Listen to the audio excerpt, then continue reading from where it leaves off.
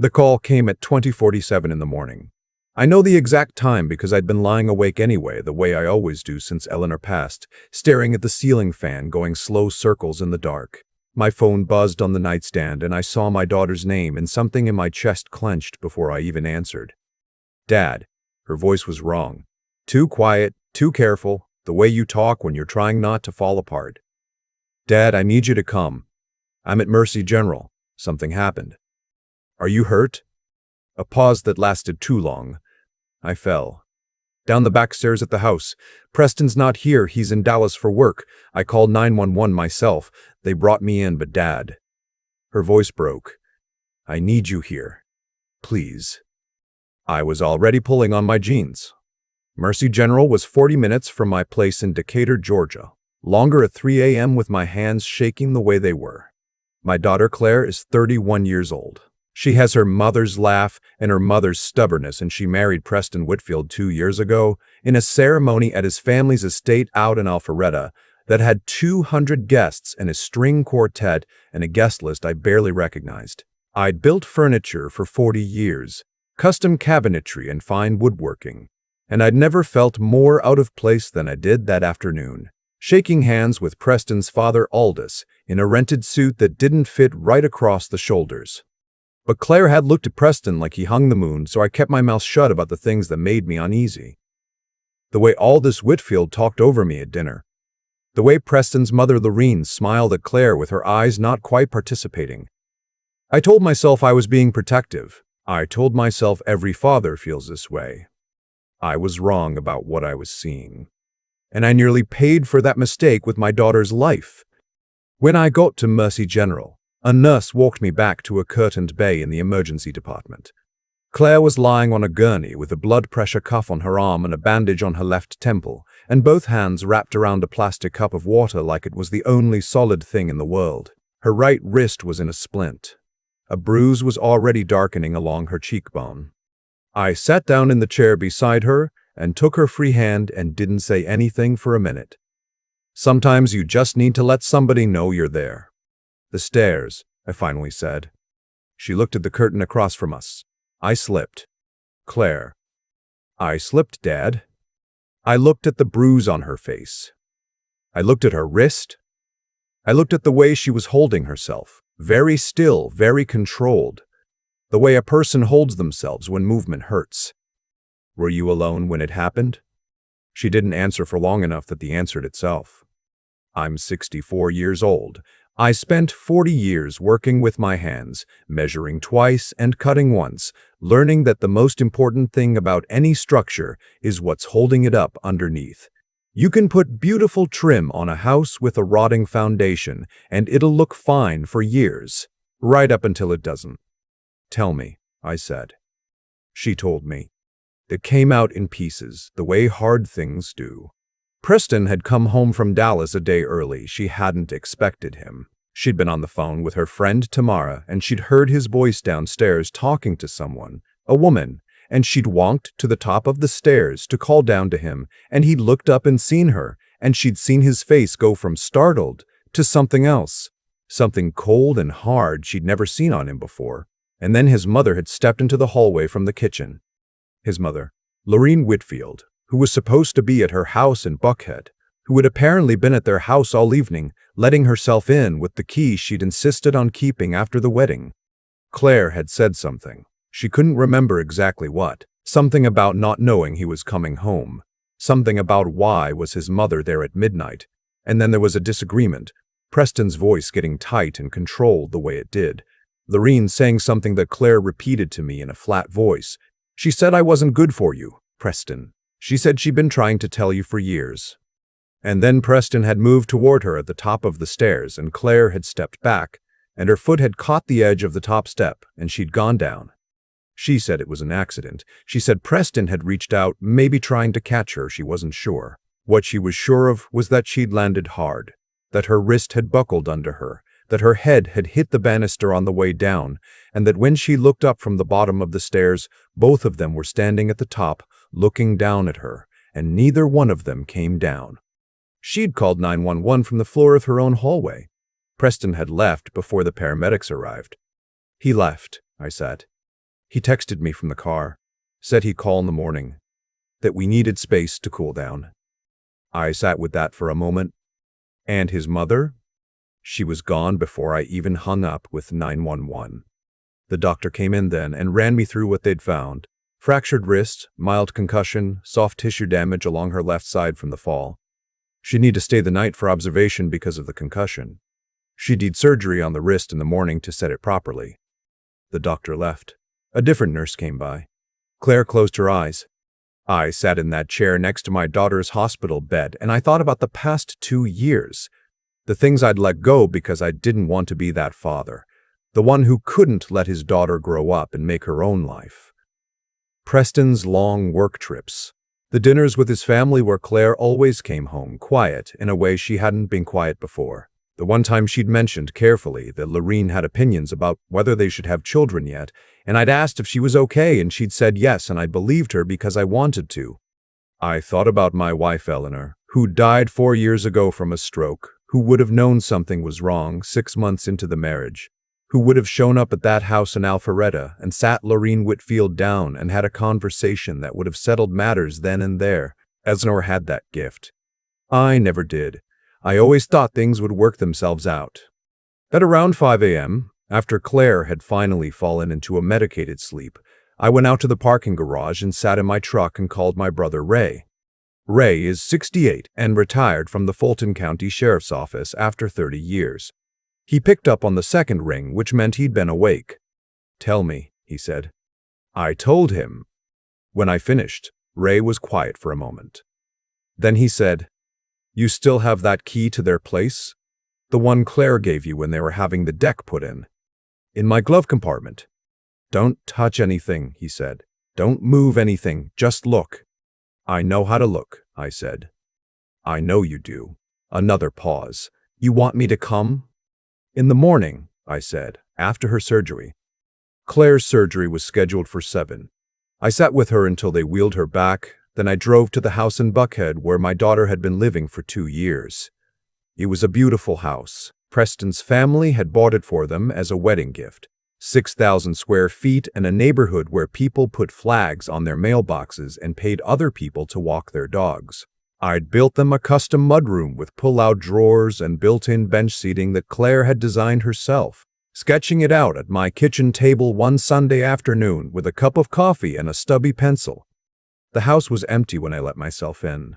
Quiet in the way expensive houses are quiet, like the silence costs something. I started in Preston's office. I wasn't sure what I was looking for. Proof of something, maybe. Proof that what happened on those stairs hadn't been entirely an accident. Proof that my daughter's 2 years of careful quietness meant what I was afraid it meant. What I found was more than I'd bargained for. His filing cabinet wasn't locked. I went through it the way Ray had taught me. Slow and methodical, not moving anything, just looking. Most of it was financial statements and portfolios, the kind of paperwork that made it clear the Whitfields had a different relationship with money than anyone I'd ever known. But in the back of the bottom drawer, behind a folder of property deeds, I found a manila envelope with Claire's name written on it in Preston's handwriting. Inside were printed emails, a lot of them, going back from the postmarks nearly 3 years, before the wedding. I sat down on the floor of my son-in-law's office with my back against his filing cabinet, and I read every one. The earliest ones were between Preston and his mother.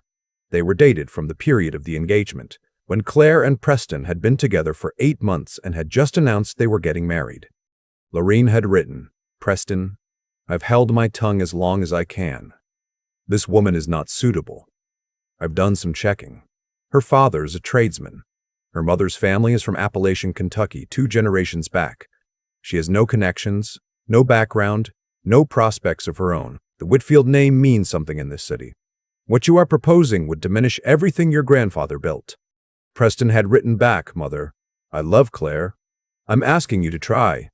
Lorene, I am trying. I'm trying to make you understand what you're throwing away. People talk, Preston. The Hargrove dinner is next month. The Aldridges. Do you understand what they'll say when they see who you've brought into this family? Preston, I don't care what they say." But then, 3 weeks later, Another email from Preston to his mother. Shorter. You might be right that this is moving too fast. I'm not breaking it off. But I'll keep what you said in mind. Keep what she said in mind. I kept reading. The emails continued through the engagement, through the wedding, into the marriage. Lorene's complaints evolved from the general to the specific. Claire had embarrassed her at a luncheon by not knowing which fork to use. Claire had mentioned her father's work in front of the Aldridges in a way that Lorene found mortifying. Claire had expressed interest in going back to school for her nursing degree, and Lorene had written to Preston, "A Whitfield wife does not work as a nurse. If she needs something to occupy herself, there are committees. There are charities. This must be addressed." And Preston had written back, "I'll talk to her." I sat on that floor for a long time. The light changed outside the office window. My phone buzzed twice, probably Ray, and I ignored it. Then I found the more recent ones.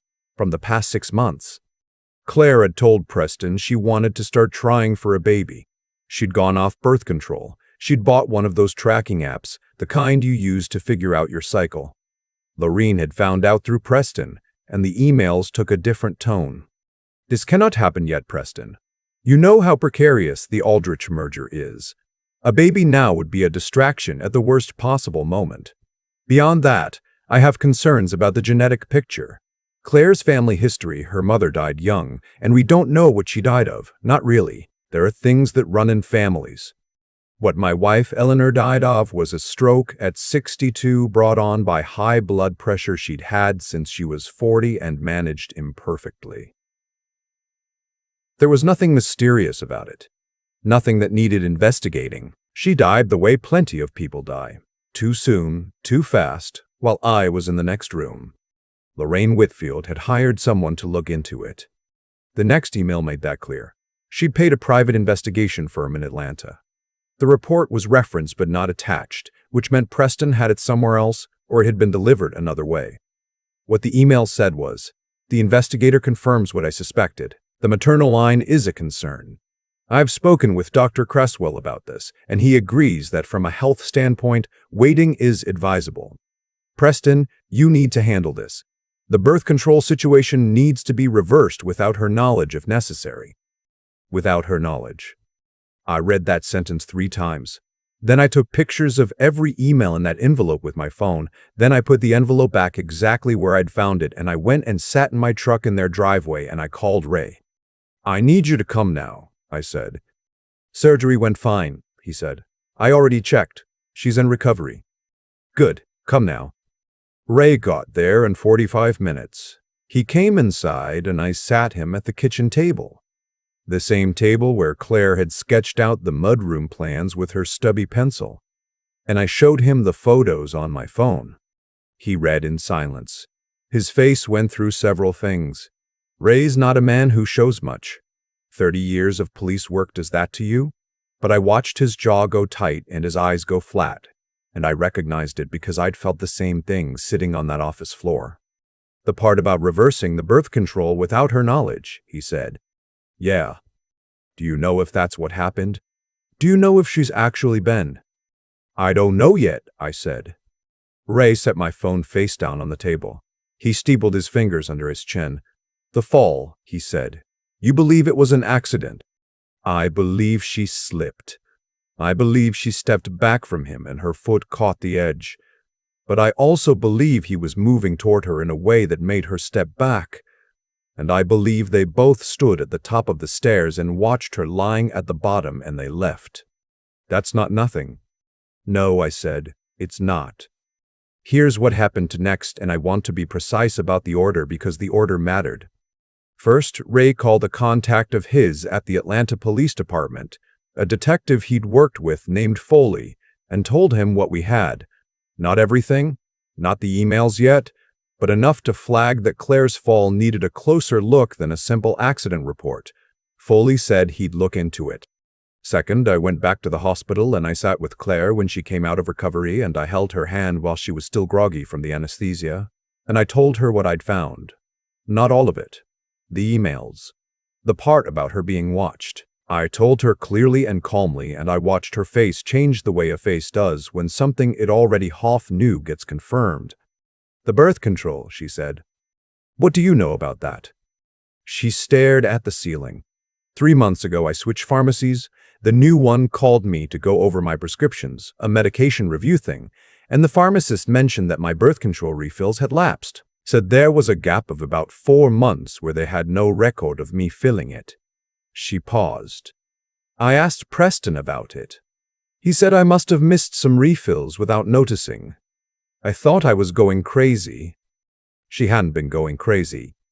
Third, I called a woman named Beverly Cho, who runs a civil litigation practice in Midtown Atlanta. Beverly had done some work for a client of mine 3 years back, a dispute over a contracting job that got ugly, and she'd been sharp and thorough and direct in a way that reminded me of Eleanor. I left a message explaining the situation. She called back within 2 hours. When I finished laying it all out, she was quiet for a moment and then said, "Mr. Holt, what you're describing involves potential criminal liability, civil liability, and almost certainly grounds for a full annulment or divorce with significant asset claims. Tell me you kept copies of everything." "I have photos of every email," I said. "Good. Don't go back to that house. Don't confront Preston or his mother. Get Claire somewhere safe and call me tomorrow morning."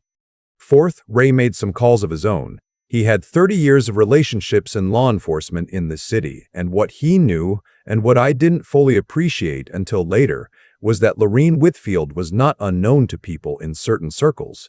There had been a complaint some years back. A former employee of the family business, a woman who had alleged that Lorene had interfered in her marriage to Lorene's nephew. Nothing had come of it legally, but Ray knew who to ask. He came back to me the next evening with a name. The private investigation firm Lorene had used to look into Eleanor's family history had also been used, twice before, to dig up information on women who were dating Whitfield men. 2 other women. Both of them had ended relationships with Whitfield family members under circumstances that, looked at sideways, had a pattern to them. "She's done this before," I said. "In a manner of speaking," Ray said, "nothing prosecutable from the past, but it establishes a pattern. Beverly will know what to do with it." Beverly knew exactly what to do with it. She filed for divorce on Claire's behalf 4 days after the fall, while Claire was still in my guest room with her wrist in a cast and a bruise on her face that had gone from purple to yellow. She filed on grounds of fraud and constructive abandonment, citing the birth control interference, the coercive control documented in the emails, and the circumstances of the fall. She also filed a civil complaint against Lorene Whitfield personally, alleging intentional infliction of emotional distress, invasion of privacy through the hired investigator, and conspiracy to interfere with Claire's reproductive rights. That last one got the attention of a reporter named Angela Park at the Atlanta Journal-Constitution. I hadn't called the press. Ray hadn't called the press. What happened was that Beverly had filed the civil complaint as a matter of public record, and Angela Park covered civil litigation for the Journal-Constitution and had a habit of going through new filings on Friday mornings, and she found it. She called Beverly's office. Beverly called me. I agreed to talk to her, not on the record at first. Just background, just enough so she understood what she was looking at. Angela was thorough. She spent 2 weeks verifying what I'd told her before she wrote a word. She talked to the other 2 women from Ray's list. One of them agreed to go on the record. The other didn't, but gave Angela enough to corroborate the pattern. The story ran on a Sunday morning, front of the Metro section. Prominent Atlanta family accused of coercive control, reproductive fraud, and civil suit. It laid out everything. Lorene's emails, the birth control, the fall, the hired investigator, the pattern of behavior across multiple relationships. Preston's name was in the headline. By Monday morning, Whitfield Capital Partners, the family's real estate investment firm where Preston was a vice president, had released a statement saying Preston had taken an indefinite leave of absence. By Tuesday, the statement said he'd resigned. Preston tried to get ahead of it. He gave a statement through his own attorney claiming the emails had been misrepresented, that Lorene had expressed concerns as any mother would but had never intended any interference, that the birth control situation was a misunderstanding, that the fall was a tragic accident and he was devastated that his wife had been hurt. His own attorney quit 3 weeks later. There's a point at which the facts become load-bearing and no amount of framing holds them up. Lorene hired one of the most expensive defense attorneys in the state for the Sybil case. He filed motions. He pushed timelines. He was very good at his job, but Beverly was better. And she had the emails, and she had the pharmacist's records from that medication review phone call, and she had the testimony of a woman named Gail who had dated Preston's cousin 8 years ago, who had discovered during that relationship that Lorene had hired someone to dig through her family's financial history and had shared what they found with the cousin in a campaign that ended the relationship. Gail had been waiting 8 years to say it out loud in a legal proceeding. She was composed and specific, and the jury believed her. The civil trial lasted 9 days. Beverly had told Claire going in that the standard for civil liability is lower than criminal, that what we needed was preponderance of the evidence, that what we had was a mountain. She was right. The jury deliberated for less than a day. Lorene Whitfield was found liable for intentional infliction of emotional distress, invasion of privacy, and civil conspiracy. The damages were $4.2 million. Her attorneys filed an immediate appeal. Beverly shrugged and said, "Let them appeal." The assets were already frozen. Preston pled no contest to a criminal charge of tampering with a household substance, which is how Georgia law handled the birth control interference. He got 2 years of probation, a fine, and a restraining order that kept him 500 feet from Claire. His name was entered into a database maintained by a domestic violence advocacy organization that tracks coercive control cases. When he tried to get a real estate license the following year, it came up in the background check. Claire's divorce was finalized 7 months after the fall. She got the Buckhead house, which she promptly sold. She didn't want to live there. I understood completely.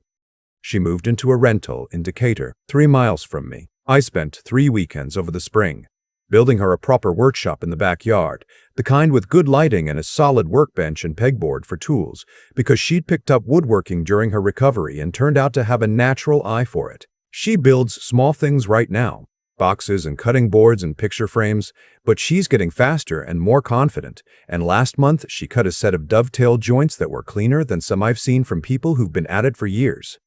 She went back to school in January, nursing like she'd always wanted. She's doing her clinical rotations now, and she comes over on Sunday evenings and we eat dinner, and she tells me about her week and I tell her about whatever I'm working on in the shop, and it is ordinary and quiet and exactly what both of us need.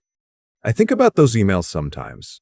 The ones Lorene wrote, full of language about suitability and background and bloodlines, as if the most important thing about my daughter was what she came from rather than who she was. Claire's mother, Eleanor, grew up in eastern Kentucky in a house with a tin roof, and she was the smartest and kindest person I ever knew, and she made me better than I had any right to be. The idea that any of that needed to be investigated, cataloged, judged for fitness, it tells you something about what hate requires. It requires a story, a framework that makes the target into something less, something that needs to be managed or removed. Lorene Whitfield built that framework over years, stone by stone, in emails she printed and kept in an envelope with my daughter's name on it.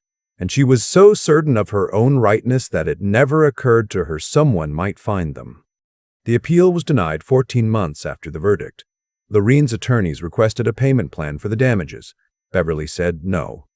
I heard through Ray, who still hears things, that Lorene sold the house in Buckhead, that Preston relocated to Charlotte, that the Whitfield name, which Lorene had spent decades tending like a garden, is now most commonly searchable in connection with a civil judgment in a coercive control database and a newspaper story that ran in the Atlanta Journal-Constitution on a Sunday morning and got picked up nationally by Tuesday. She spent 30 years building a wall around her family name, and in the end she tore it down herself, brick by brick, email by email, in a campaign against a woman whose only crime was loving her son. Claire called me last week. She'd finished a clinical shift and she was tired, but she sounded like herself, the full version of herself, the version that laughs easily and argues about movies and calls me out when I'm being stubborn. She said a patient had asked her that day why she'd gone into nursing at her age, and she'd said because somebody tried to tell her she couldn't. I built furniture for 40 years.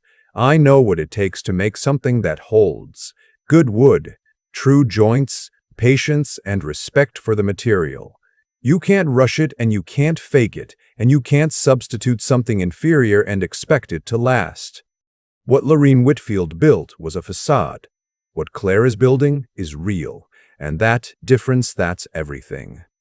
I keep coming back to that manila envelope, the one with my daughter's name written on it in Preston's handwriting, sitting at the bottom of his filing cabinet like it was nothing, like it was just paperwork. That's what hate looks like up close. Not loud, not dramatic, neat, filed, organized by date. Lorene Whitfield wasn't a monster in the way people imagine monsters. She was methodical. She told herself a story about bloodlines, about suitability, about what the Whitfield name required, and she repeated that story so many times it became, in her mind, a kind of duty. That's the thing about contempt dressed up as principle. It convinces you that cruelty is protection, that what you're doing to another person isn't harm, it's maintenance. But actions have weight. Every email she wrote, every investigator she hired, every quiet word she put in her son's ear, all of it accumulated. Not in some abstract moral ledger, but in the real world, in real consequences. The evidence she created became the evidence that undid her. The control she tried to exert over my daughter's life became the documented pattern that a jury sat with for less than a day before reaching a verdict. She built her own case against herself, brick by brick, over 3 years, because she was so certain she was right that it never occurred to her to be careful. I think about what it took for Claire to get through this. Not just the fall, not just the wrist and the concussion and the bruise on her face, but 2 years of a marriage where something was always slightly wrong and she kept adjusting, kept questioning her own perception, kept being told by the person she trusted most that what she was sensing wasn't real. That takes something from you, and getting it back, that's not dramatic. It doesn't happen all at once.